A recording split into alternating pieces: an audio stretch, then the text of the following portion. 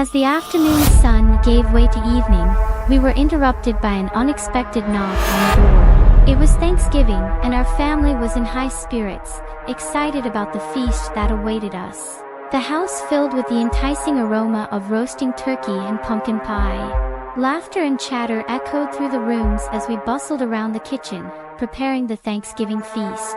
My family had always been big on family gatherings, and this year was no different. My mother, known for cooking up a storm on every Thanksgiving, was hard at work in the kitchen. My younger brother, Michael, and I set the dining table, while my grandparents sat nearby, fascinating us with stories from their past. The air was filled with the warmth of tradition and togetherness, the very essence of Thanksgiving. But our celebration was about to be interrupted in the most unexpected way. As the sun set, there was an unexpected knock on our front door. I rushed to answer it, curious about who could be visiting on Thanksgiving evening.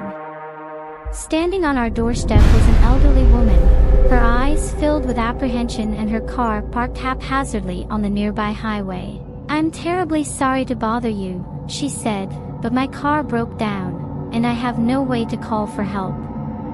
Could I please use your phone?" We couldn't leave her out in the cold. Our family, and especially my mom, has always been big on hospitality. So, my mom welcomed her in and offered her the use of our phone. After the old lady used the phone to seek help for her broken-down car, gratitude apparent in her eyes. As she handed back the phone, she hesitated, her voice tinged. "I appreciate your kindness," she said. "I didn't plan on spending Thanksgiving alone, but it seems fate had other plans for me this year. I hope it's not too much trouble." With a warm smile, my mother extended an invitation. Her appearance in our lives that evening was about to change everything. As the evening slowly passed, things took an unsettling turn. The old woman's behavior grew increasingly strange. She asked questions about our family, our traditions, and our past, delving into details she shouldn't have known. There are a number of schools in our city, but she knew exactly which school Michael attended. The initial gratitude that filled her eyes had transformed into an eerie glint, and her smile seemed insincere. At the dinner table, my brother, Michael, and my grandparents attempted to engage her in conversation, but her responses slowly became more and more impolite. An unease began to settle upon us, a growing sense of suspicion that something wasn't right. My grandparents, who were known for their warmth and hospitality, decided to engage the old lady in conversation. My grandfather, with his gentle smile, asked, "How did you know which school our youngest, Michael, goes to? That's not common knowledge." The room fell silent as the question hung in the air. The old lady's face twitched, her expression momentarily betraying her discomfort. "Oh, I must have heard it somewhere. You know how information can circulate in a small town," she replied, her voice unconvincing. My grandmother, perceptive as always, gently pushed further, "But you knew it with such certainty. Are you sure there's not a connection we're missing?" The old lady evaded the question, and her response left a lingering unease in the room. After the unsettling dinner, an eerie silence filled the house.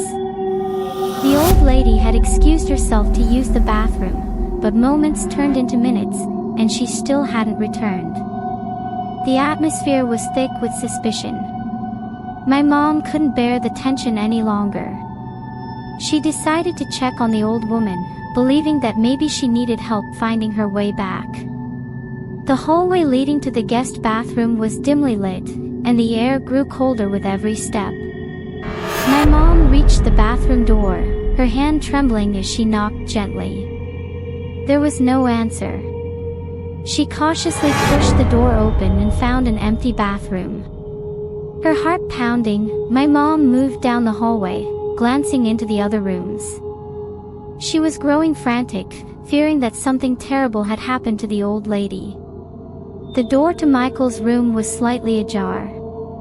She hesitated, her breath visible in the chilly air. Pushing the door open, she was met with an eerie sight. The old lady was standing near Michael's bed, her back to the door. The room was dark, the only light coming from a faint glow of the moon outside. Is everything alright? My mom asked, her voice wavering. The old lady turned to face her eyes wide with surprise, and an awkward exchange followed. She mumbled something about having gotten lost on her way back from the bathroom, but her hesitation told a different story. My mom's suspicion grew, but she didn't want to create a scene. The tension in the house was already thick enough, and we had to get her to leave. After the meal, as we cleared the table and prepared for dessert, my family became incredibly suspicious. My father and I exchanged concerned looks, both thinking about the peculiar behavior we had observed. As my mother prepared the dessert, we decided to search for clues. My brother, Michael, and I went outside to check her car, while my dad went to examine her belongings. In the trunk of her car, we found a collection of newspaper clippings. It was a sinister account of the old lady's past. Headlines detailed a series of unexplained incidents, each connected to a different family. The pictures of missing children in those articles sent shivers down my spine. The unsettling realization dawned upon us. This woman wasn't a mere stranger in need. She had other intentions, and she had come into our lives on Thanksgiving, the one day of the year meant for gratitude and togetherness, with sinister intentions. As we examined the contents further, my brother, Michael, uncovered a photograph of himself among the clippings. His eyes widened in shock, and his voice trembled as he showed it to us. The presence of that photograph only deepened the dread that had settled upon our family. This woman had a direct connection to our lives, and her intentions were even more sinister than we had feared.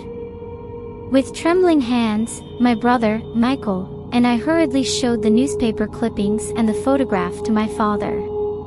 His face grew pale as he realized the gravity of the situation. We needed to act fast. The safety of our family and our home was at stake. Quietly, we decided to discreetly usher the woman out of our house. Our hospitality had turned into a web of fear, and we couldn't risk her sinister plans. As we returned inside, we found her in the living room, her eyes fixed on a family portrait hanging on the wall.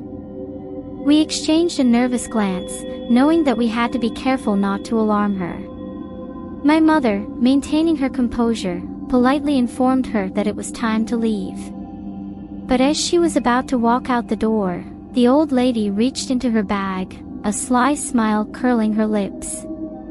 "I want to give your younger brother, Michael, a little gift," she insisted, her voice eerily sweet. My dad's face darkened, his voice stern. "No, thank you. It's time for you to leave." The atmosphere grew tense, but the old lady finally left. My dad contacted the authorities to report the incident and the contents found in her car, in case there was any potential threat. The night was filled with tension as my parents strategized and did their best to ensure our safety. It was a Thanksgiving we would never forget.